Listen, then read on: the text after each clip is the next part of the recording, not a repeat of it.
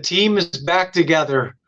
Welcome to a special edition of the First Look Seminar. Georgie, going into Friday tomorrow, October 3rd, we've got a super high five carryover of $104,929. What's happening, my friend?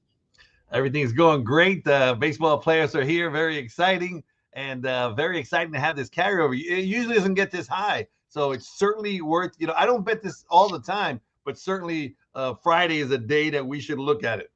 Yeah, no doubt about it. So that it actually goes into the ninth and final race tomorrow. Just so everybody knows, it's a 9-race card, and that would be a mile on the turf. Race 9 goes off at approximately 5:01 Pacific time. So, Georgie, a huge carryover. Let's just kind of take 5 minutes, go over our thoughts here, maybe how you want to attack it. What were the horses you were looking at to put on? Are you keying on one horse on top, or are you looking at a couple different ones? Me personally, I'm keying on one, but like there's another one I like as well. And so I'm not, I'm kind of debating, but I personally am a single type guy. I like to look for a single, but certainly it's a race where even some long shots have a good chance. I mean, I always look at the Thoroughgraph numbers, and they're relatively, close. So we got some long shots with a chance. So I'm going to guess, and I'm assuming the 9-5 morning line favorite, Run a Mile in My Shoes for Jeff Mullins, is the horse you're putting on top. Is that correct? Yeah, I know it's not creative, but certainly the one that I like on top. He's got the best Thoroughgraph numbers, not by a lot. I mean, there's similar to it, but he earned it against so much tougher company. Yeah. And so you got to give him that. Then you got to give him the fact that JJ Hernandez doesn't give up. He keeps the faith, and if he keeps the faith, he year in and year out, he's our leading rider, and he always proves himself to be a stellar jockey. And so the fact that he stayed is good news for me.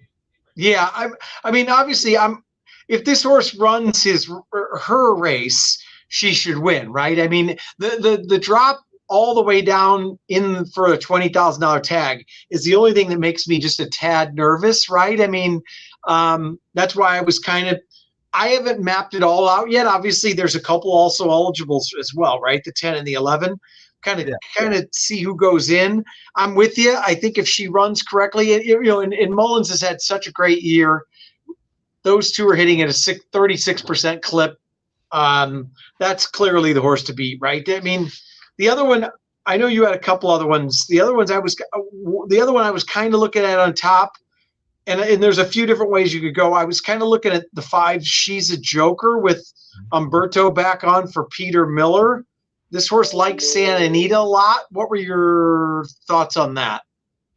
Yeah, so my second and third pick in Santa Anita hoy Sábado Domingo is the 3 and the 5. So certainly the 5 is one of the ones, and I think the 5 has got some tactical speed. He doesn't need to lead. He's certainly not a deep closer, but I think that she could stay close enough to be a big factor. And Rispoli, he's just on the grass. He continues to prove himself. I mean, he obviously he's doing great on the dirt, but when he's got good horses. But I still see him as better as a turf rider, in my opinion.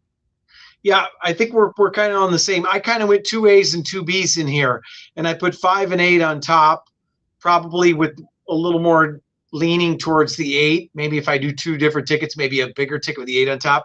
And then I had 3 and 6 as my B's. So I'm with you there. I like the 3. The only thing that scares me, and probably the same as you, is the 3 looks like a little bit more of a deep closer. I like the fact that this horse has never been in for a tag and still isn't. But with the rails at 30 feet, I thought maybe from coming, that horse fits, right? I mean, for sure. Maybe on the top, getting up for the win scares me a little bit, but I'm with you. And I think that horse might get overlooked in the odds a little bit as well. So the way I see it, to me, the 8 is a win or nothing filly. Yeah. She's either going to win the race, and she's the best, or if she's not 100%, she might not be anywhere in this super high 5. She could. I mean, she was just running for optional claim at 80, And a lot of these are not in for the tag, but she is. So they're willing to give her away for 20,000 after she won an optional claiming 50. So in my eyes, she's the best, but I have no confidence in her if she's not ready to be anywhere in the super high five, or the trifecta. So she's like, I'm going to single her on one ticket on top.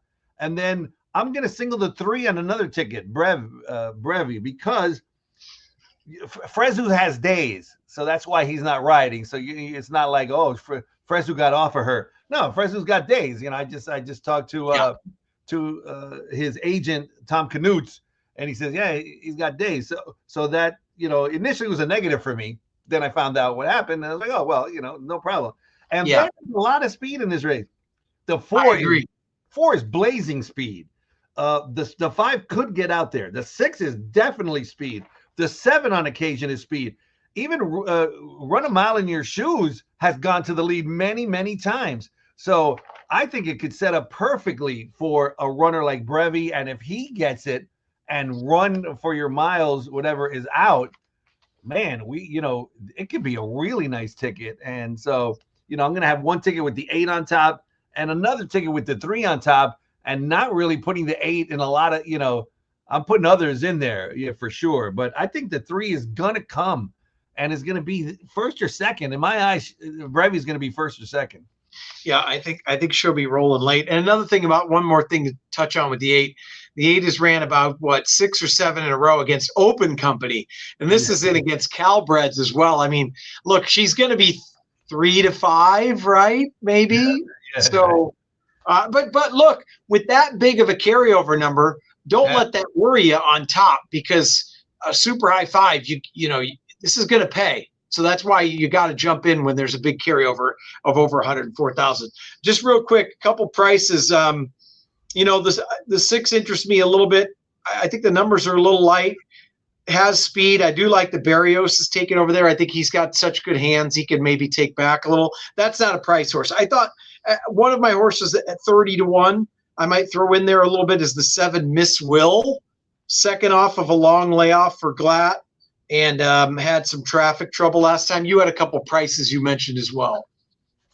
Well, I mean, it's funny you mentioned that one, because my 2 prices were the 1, Don't Mess with Tess, and 7, Miss Will. If you look at Miss Will was beaten by Run a Mile in Your Shoes, but she had a rough day that day. It was a while ago, but she was all roughed up. Last race, she got into trouble, or she would have been closer. Miss Will definitely hadn't been seen since November 24th, then comes back on August 31st and runs a 12 on the Thorograph data.